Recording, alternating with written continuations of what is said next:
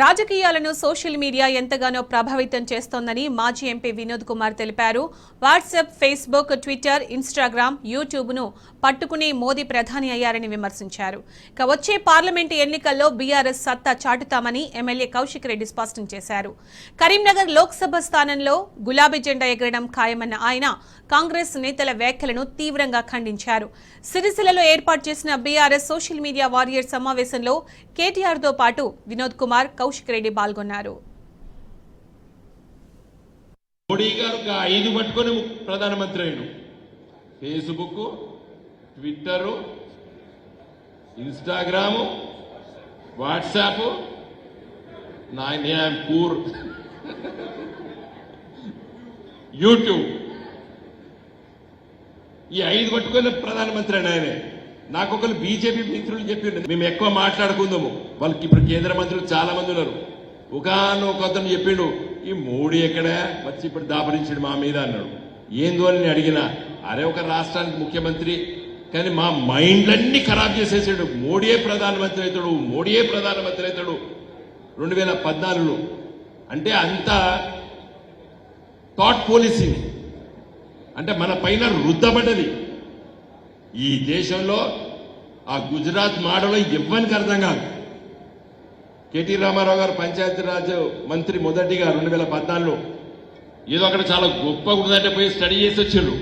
మన మిషన్ భగీరథలో ఏ గానం పనికిరాదు. అది మన ముఖ్యమంత్రి గారు ఆలోచన చేసినటువంటి పథకం హర్ ఘర్ జల్ అనేటువంటి ఇప్పుడు పథకం కేంద్ర ప్రభుత్వం పెట్టింది. సోషల్ మీడియా ఒక ప్రాబల్యము, దాని పాత్ర ఎన్నికల రాజకీయాల్లో చాలా ప్రభావం చూపుతున్నది.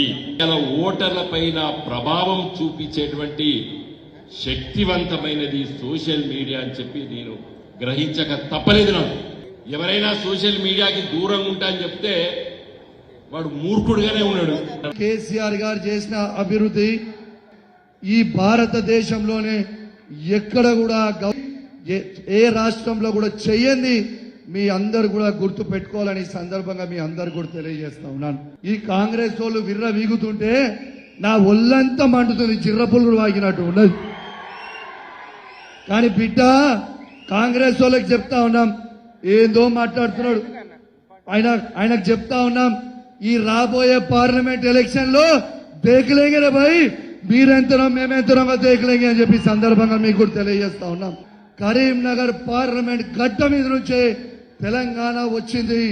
మళ్ళా కరీంనగర్ పార్లమెంట్ గడ్డ మీద నుంచే కేసీఆర్ గారిని మళ్ళీ మన ముఖ్యమంత్రి చేసుకోవాలి.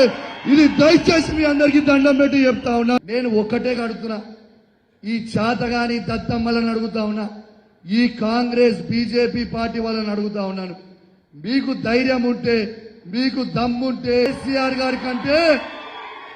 కేసీఆర్ గారి కంటే ఎక్కువ ఉద్యోగాలు ఇచ్చిన ఒక్క రాష్ట్రం చూపించండి, బుక్కు భూమికి నేను రాస్తా అని చెప్పి సందర్భంగా మీ అందరు కూడా తెలియజేస్తా ఉన్నాను. ఇలా ఉద్యోగాలు ఇచ్చింది కేసీఆర్, అభివృద్ధి చేసింది కేసీఆర్, మంచితనం చూసింది కేసీఆర్ అని చెప్పి సందర్భంగా మీ అందరు కూడా తెలియజేస్తా ఉన్నాను. 100% కరీంనగర్ పార్లమెంట్ గెలుస్తాం. ఎందుకంటే ఇతర పార్టీలు -1,00,000 తోని స్టార్ట్ అవుతున్నాయి. ఎందుకంటే మన సిరిసిల్ల మన కేటీఆర్ గారు మనకున్నాడు, -1,00,000 తో స్టార్ట్ అవుతున్నాయి ఇతర పార్టీలు అనేది మీరు గుర్తు పెట్టుకోవాలని సందర్భంగా మీ అందరు కూడా తెలియజేస్తా ఉన్నాను.